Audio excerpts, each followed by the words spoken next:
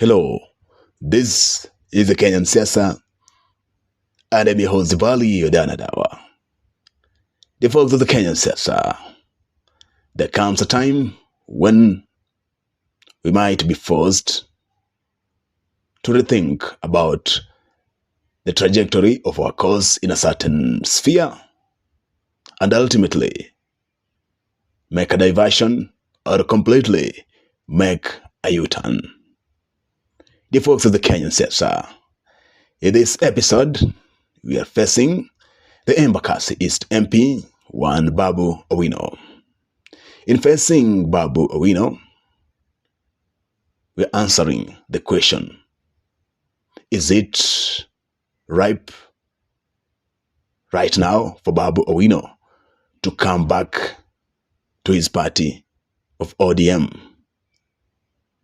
Or we might restructure the question in another way, because officially Babu Owino is in ODM party. So we might restructure it in another way, and maybe say that is the time right now ripe for Babu to commit or to make a reunion with his party of ODM. Before we answer this question, we'll have to get through a small background of what has induced this question. It is an open secret that since 2022, since post the 2022 general elections, Babu Owino hasn't been reading from the same script with his party. That Babu Owino has been showing signs of rebellion against his party. And Babu Owino has his valid reasons as to why he has not been reading from the same script with his party. We can say that it was obvious that the late Raila Amolo Odinga developed a bromance with the Nairobi County Governor Johnson Arthur Sakaja. And if things would have remained constant, chances were very high that Baba would have supported Johnson Sakaja's gubernatorial bid in the 2027 general elections. And you know it very well that Babu Owino is also eyeing the Nairobi gubernatorial seat.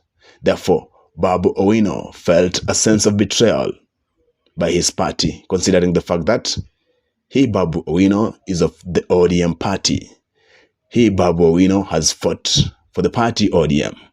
And now, the party leader of his party ODM was, for lack of a better word, leaning towards Johnson Arthur Sakaja, who is of UDA. And this one technically means that it could have been a Herculean task for him to get that seat of governor in an event that the late Honorable Raila Amolo Odinga would have backed the Sakaja's bid. Therefore, we can say that Babu Owino developed rebellion against his party, courtesy of the signs that were obvious that he wasn't his party's preferred candidate for the Nairobi gubernatorial seat. Another reason as to why Babu Owino became rebellious within the ODM party is because there is a certain, in quotes, cabal of leaders, or for lack of better words, gatekeepers, who are not comfortable with Babu Owino's rising star. They were of the opinion that this was just a young boy recently, and his star has risen sporadically. He's becoming popular, and he's even developing a national appeal tag on his political career. Therefore, Yes, not formally open, but there are those signs that there was a certain section of the ODM gatekeepers who were not comfortable with him. And therefore, this made Babu Owino's life within the ODM party to be very, very difficult. And therefore, that's why Babu Owino developed signs, not developed signs, Babu Owino became rebellious against his party. And he actually started exploring other avenues with regards to political vehicle that he could use in the 2027 general elections in an event that his party of ODM wouldn't favor him. But right now, a lot of things have happened. In the just concluded few weeks ago, the party leader, Raila Amolo Odinga, is no longer with us. Rest in peace, he passed on.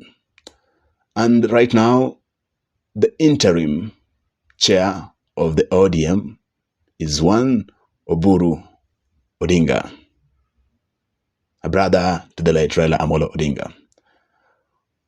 Since Oburu Odinga took the mantle of ODM leadership, he has shown signs of warm reception to all the members of ODM.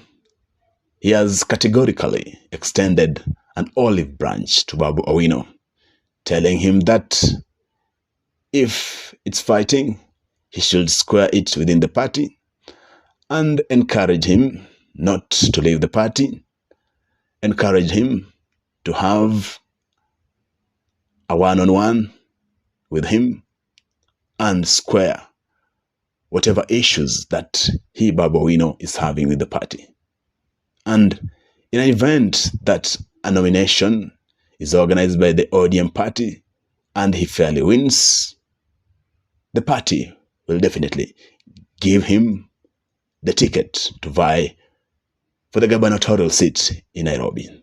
Therefore, in this episode, we are answering the question of why it's essential for Babu Owino to reconsider his move and get fully committed, or in other words, come back fully to his party of ODM.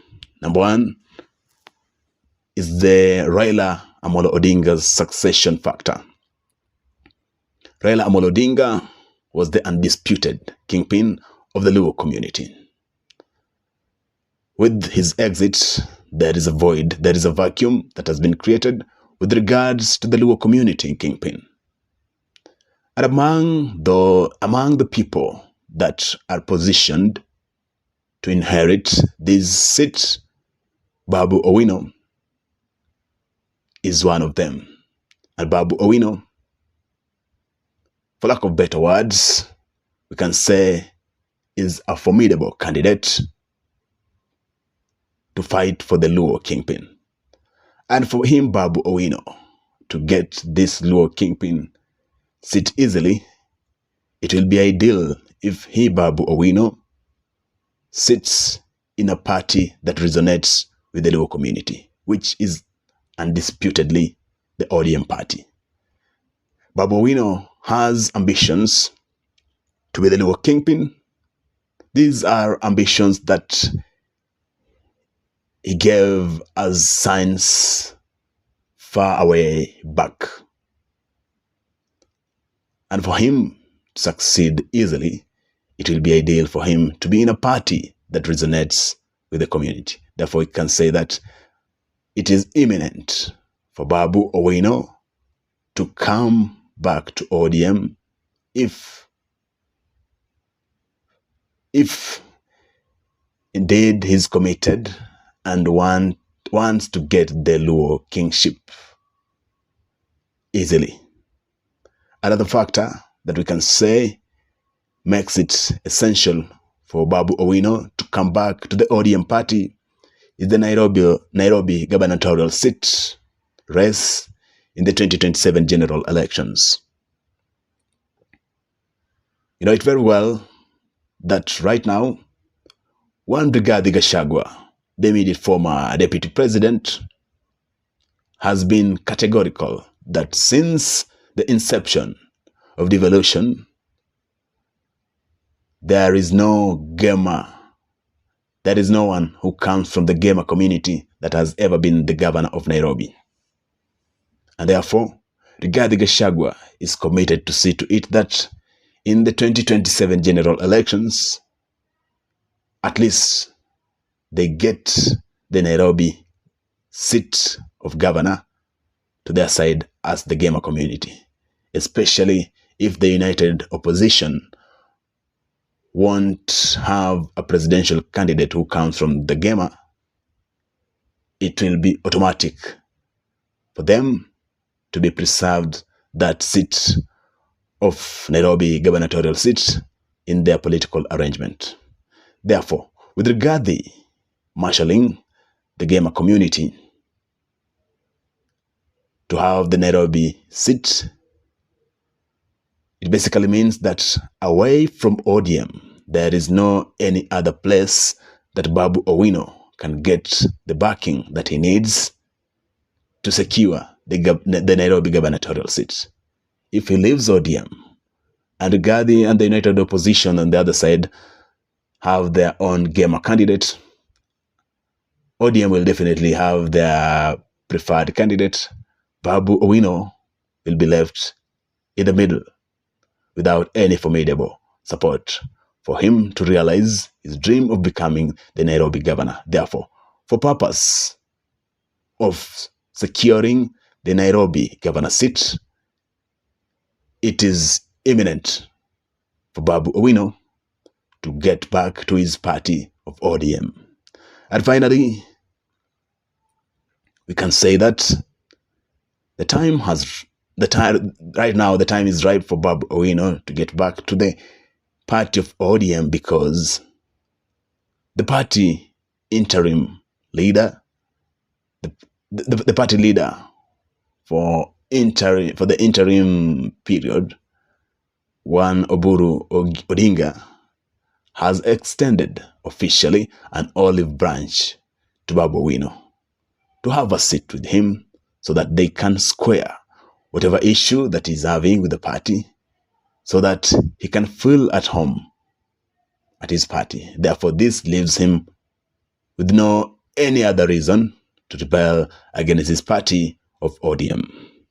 Dear folks of the Kenyan Siasa, we reach the halt of this episode. For those of you who are subscribed to our YouTube channel, the Kenyan Siasa, we're humbled, we're glad, thank you. And for those of you who are not subscribed to our YouTube channel, the Kenyan Siasa, we beseech you to show some love by subscribing, then hit on the notification bell to get notified whenever we upload content. Until next time, I'm Jabali, Dawa, Adajawa. Bye-bye.